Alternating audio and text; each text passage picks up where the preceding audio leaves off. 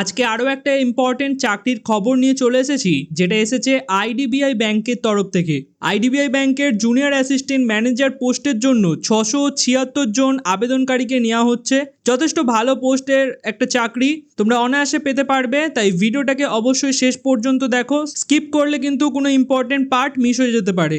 আর তার সাথে চ্যানেলে যদি নতুন এসে থাকো তাহলে অবশ্যই আমাদের চটপট নোটিফাইকে সাবস্ক্রাইব করে দাও, সাথে বেল আইকনটি প্রেস করতে একদমই ভুলবে না।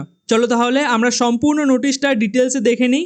তো এটা হচ্ছে নোটিশের পিডিএফটা আইডিবিআই ব্যাংকের। চলো এক এক করে আমরা সম্পূর্ণ ইম্পর্টেন্ট ডিটেলস দেখে নিই। সব থেকে প্রথমে জুনিয়র অ্যাসিস্ট্যান্ট ম্যানেজার পোস্ট, যেটা হচ্ছে গ্রুপ ও এর একটা চাকরি। এর জন্যই তোমাদের 676টা ভ্যাকেন্সি দেওয়া হয়েছে। কিছু ইম্পর্টেন্ট ইনস্ট্রাকশন আছে যেগুলো ক্যান্ডিডেটকে স্ট্রিক্টলি ফলো করতে হবে, তবে এগুলোতে আমরা পরে আসছি। তার আগে আমরা একটুখানি ভ্যাকেন্সির ডিটেলস সম্বন্ধে দেখে নিই। প্রথমত হচ্ছে এই যে 676টা ভ্যাকেন্সি তোমাদের দেওয়া হয়েছে, তার জন্য আনরিজার্ভড অর্থাৎ জেনারেল ক্যাটাগরির জন্য থাকবে 271টা পোস্ট। এছাড়া এসসির জন্য থাকবে 140টা পোস্ট, এসটির জন্য থাকবে 74টা পোস্ট, ওবিসির জন্য থাকবে 124টা পোস্ট। এছাড়া ইডব্লিউএস যারা থাকবে তাদের জন্য 67টা পোস্ট আছে। আর পিডব্লিউবিডি যেটা আছে তার জন্য আলাদা আলাদা ক্যাটাগরির আলাদা আলাদা এখানে কিছু কম পোস্ট দেওয়া হয়েছে, তবে এখানে কিন্তু সেটা পরে মডিফাই করা হতে পারে। এখানে লেখাই আছে ডাইরেক্টলি যে এটা পরে মডিফাই করা হবে। এরপর আমরা কিছু ইম্পর্টেন্ট ডেট সম্বন্ধে জেনে নিই। প্রথমে হচ্ছে মে মাসের 8 তারিখ থেকে এখানে ফর্ম ফিল আপ শুরু হবে, আর 20 তারিখ 2025-এর মে মাসের 20 তারিখ পর্যন্ত ফর্ম ফিল আপ চলবে। ঠিক আছে, তো 20 তারিখ হচ্ছে লাস্ট ডেট। তার আগে তোমরা অবশ্যই ফর্ম ফিল আপ করে নিও। তো এটার জন্য কত টাকা অ্যাপ্লিকেশন ফি লাগবে সেটা এখানে নোটিশের মধ্যে দেওয়া নেই, এখানে লেখা আছে যে কোনো চার্জ তাদের অফিসিয়াল ওয়েবসাইটে সম্পূর্ণভাবে ডিটেলসে লেখা থাকবে। তো আমি এখানে অফিসিয়াল ওয়েবসাইট চেক করে পেয়েছি যে এখানে তোমাদের এসটি এবং এসসি ক্যাটাগরির জন্য এবং পিডব্লিউডি ক্যাটাগরির জন্য 250 টাকা অ্যাপ্লিকেশন ফি লাগবে।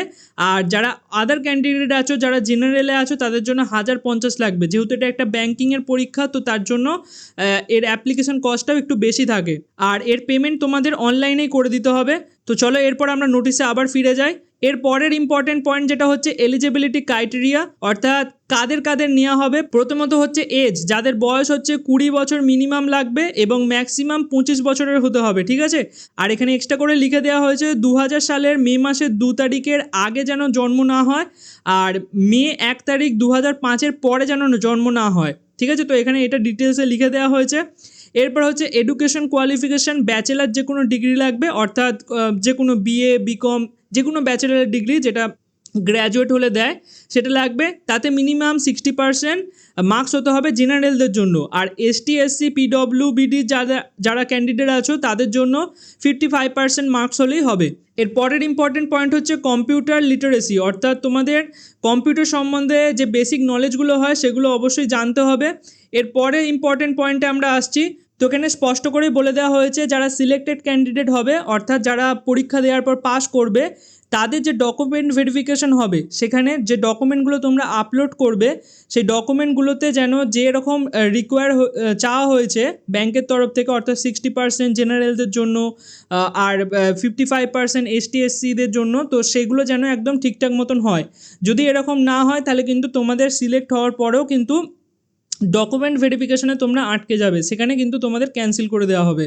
এরপরে যে ইম্পর্টেন্ট পয়েন্ট সেটা হচ্ছে যে তোমাদের দেখো এখানে লিখেই দেওয়া হয়েছে 6,14,000 এবং 6,50,000 এর মধ্যে থেকে তোমাদের অ্যানুয়ালি স্যালারি থাকবে। অ্যানুয়ালি স্যালারি মানে ইয়ারলি তোমরা এই টাকাটা পাবে তো জয়নিংয়ের পর থেকে।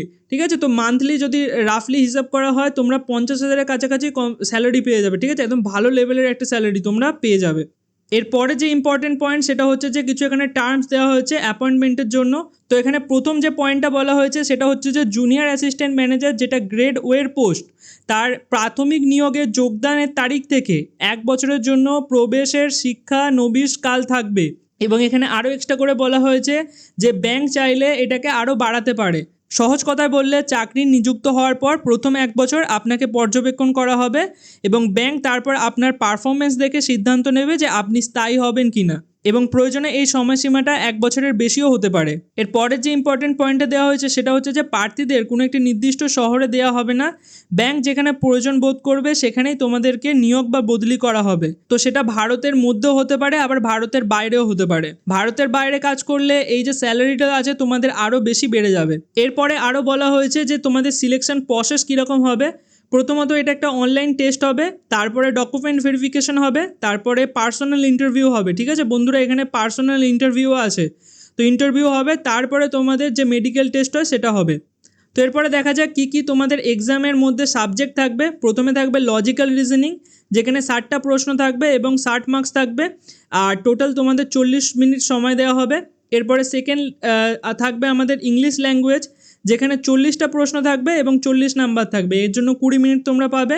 এরপর কোয়ান্টিটিভ অ্যাপটিটিউড অর্থাৎ ম্যাথামেটিক্স থাকবে তোমাদের 40টা প্রশ্ন এবং এখানেও তোমাদের 40 নাম্বার থাকবে এবং এর জন্য তোমরা 35 মিনিট টাইম পেয়ে যাবে।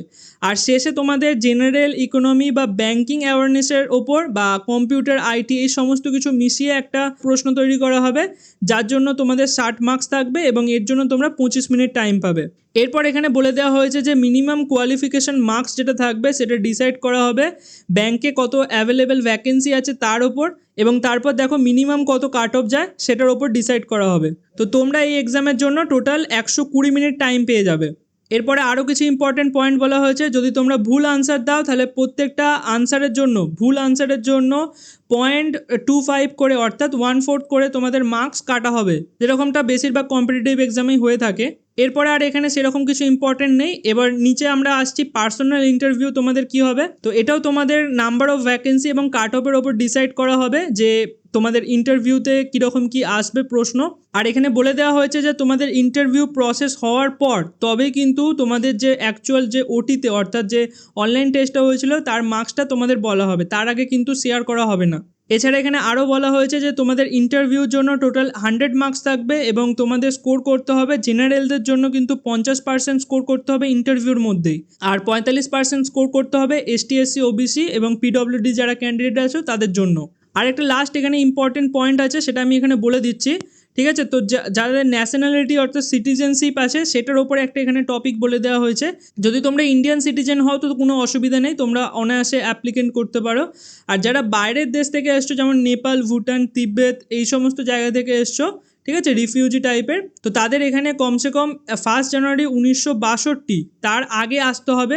তারপরে যদি কেউ এসে থাকো তাহলে কিন্তু তোমরা অ্যাপ্লাই করতে পারবে না। এবং এখানে আরও বলা হয়েছে যে যারা মাইগ্রেট করেছো পাকিস্তান থেকে, মায়ানমার থেকে বা শ্রীলঙ্কা এবং যে ইস্ট আফ্রিকান কান্ট্রিগুলো থাকে সেখান থেকে যদি তোমরা মাইগ্রেট করে থাকো তাহলে তোমাদের জন্য এখানে একটা সরকারের কাছ থেকে একটা এলিজিবিলিটি সার্টিফিকেট লাগবে। ঠিক আছে, যে তোমাদের এলিজিবিলিটি সার্টিফিকেট যেটা তোমাদের সরকার দেবে সেটা তোমাদের ওই ডকুমেন্ট ভেরিফিকেশনের সাথেই চেক হয়ে যাবে। তো আজকের ভিডিওটা যদি ভালো লাগে অবশ্যই, তো তোমরা যদি চাও যে এর ওপর ফর্ম ফিল আপ কীরকমভাবে করতে হবে তার জন্য আমি একটা ডিটেল ভিডিও বানাই, তার জন্য এই ভিডিওটাতে তোমাদের কমসে কম 100টা লাইক আমি দেখতে চাই। তো 100টা লাইকের টার্গেট রইলো, হয়ে গেলেই আমি সঙ্গে সঙ্গে অনলাইন অ্যাপ্লিকেশন কীভাবে করতে হয় তার একটা ডিটেলড ভিডিও নিয়ে চলে আসবো। তো দেখা হচ্ছে পরের কোনো ইন্টারেস্টিং ভিডিওতে, ততক্ষণের জন্য বাই বাই।